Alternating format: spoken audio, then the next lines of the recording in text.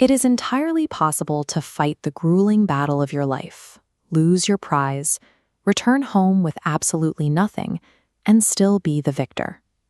In Ernest Hemingway's The Old Man in the Sea, an aging Cuban fisherman named Santiago lives in a state of salao.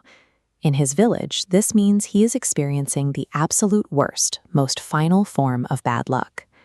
He has sailed into the Gulf Stream for 84 consecutive days without catching a single fish.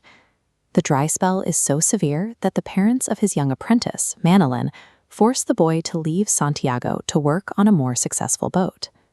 The sun and the sea have left Santiago gaunt, his hands deeply creased with old scars. Yet his eyes remain the exact color of the ocean, cheerful and undefeated. The younger fishermen openly mock him, while the older ones look at him with quiet pity.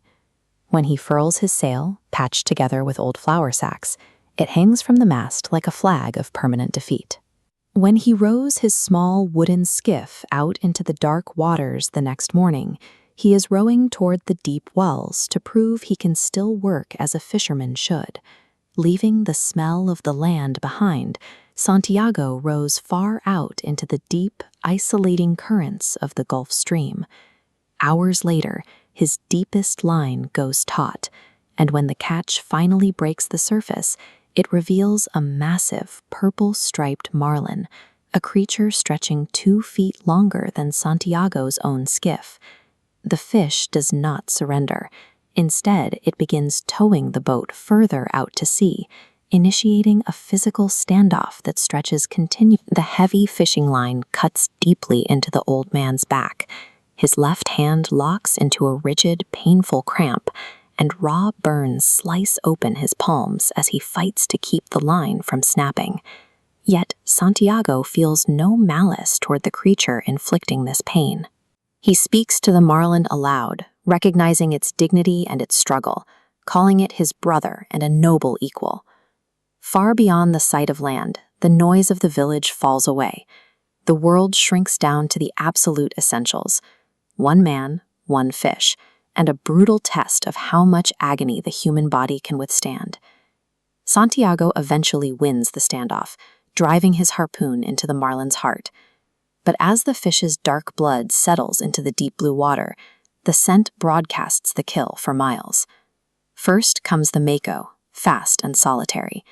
Then the shovel-nosed sharks arrive in packs, drawn relentlessly by the trail of fresh meat. Bleeding and nearly blind from exhaustion, Santiago fights them off. He loses his harpoon, snaps his knife blade, and resorts to clubbing the predators with a splintered oar handle. The defense is ferocious, but the math is against him. By midnight, the sharks have stripped the magnificent marlin of every ounce of its flesh. Looking at the ruined carcass, Santiago apologizes to the fish. He admits that by venturing out beyond the safety of the shallows, he ruined them both. He navigates his skiff back into the harbor under the cover of darkness, bringing home nothing but an exhausted body and a scavenged skeleton. When morning breaks over the quiet harbor, the massive, stark white spine is found lashed to the side of the small boat.